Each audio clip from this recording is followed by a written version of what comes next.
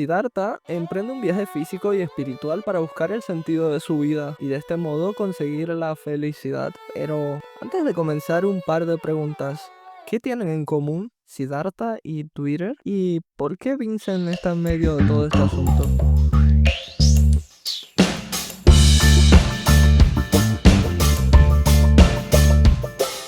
Siddhartha es una novela de Hermann Hesse, publicado en 1922, que nos relata todo un trayecto en dirección a la iluminación espiritual. Trayecto que hace coincidir a nuestro protagonista con un grupo de monjes religiosos hinduistas llamados samanas.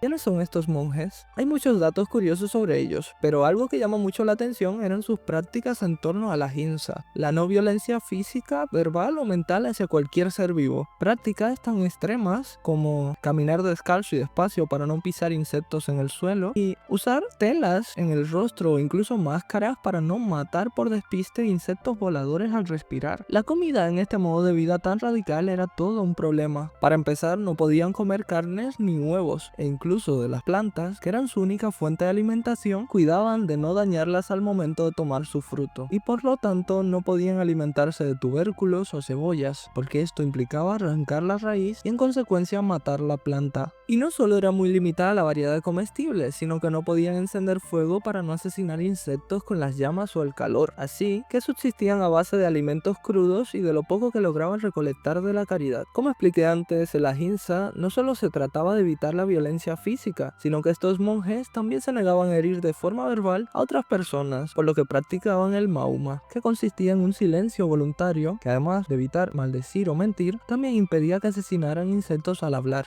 Esta forma de vida y la filosofía en la que se sustentaba logró inspirar no solo a grandes figuras del Oriente, sino que se transportó a grandes nombres de la cultura occidental, como lo fue en el caso de Leo Tolstoy, quien en contraste a su nombre se decidió por una vida sosegada y extremadamente apartada de la violencia. Renunció a su riqueza, dejó de cazar, se volvió vegetariano y murió pobre, casi como un asceta huyendo de su propia fama. Tanto fue el cambio en su estilo de vida, su carácter e incluso en su espiritualidad, que incluso Vincent van Gogh, muchos años después, en una de sus tantas cartas a su hermano Theo, llegó a decir con admiración: Tolstoy es un verdadero cristiano, no como los fariseos de las iglesias modernas.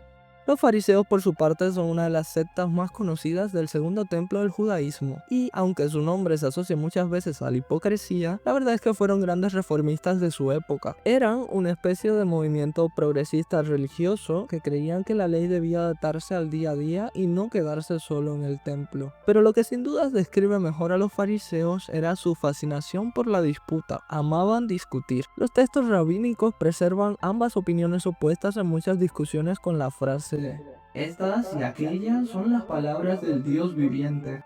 Pero a pesar de que en los textos religiosos hay mucho contenido de debate, discusión y contradicción, no hay mejor referencia literaria a la práctica del discutir que el propio Schopenhauer. En su libro El arte de tener siempre la razón, nos muestra de una forma sarcástica y minuciosamente organizada una guía sobre la dialéctica erística. En esta describe una serie de estratagemas para tomar la delantera en cualquier debate, algunas sutiles como deformar los conceptos de nuestro adversario, confundirlos poniendo muchos datos y usando vocabulario rebuscado o terminología muy técnica, y otras bastante más bruscas como atacar a la propia persona enfocándonos en su moralidad, sus actos e incluso sus referentes. También hay apartados para esas personas que deseen no perder la discusión, aunque para ello deban dejar todo rastro de amor propio en el intento, como es el caso del estratagema número 8, y les resumo. Hay que suscitar la cólera del adversario, ya que encolerizado no está en condiciones de juzgar de forma correcta y percibir su ventaja. Aunque en una lectura muy superficial pareciera que Schopenhauer nos da herramientas para tener siempre la razón, en realidad nos deja todo un historial de falacias, silogismos y todo tipo de artimañas para saber rebatirlos y no caer en el fácil engaño de los discursos argumentativos. Schopenhauer murió en 1860 y hoy, a 165 años, me pregunto,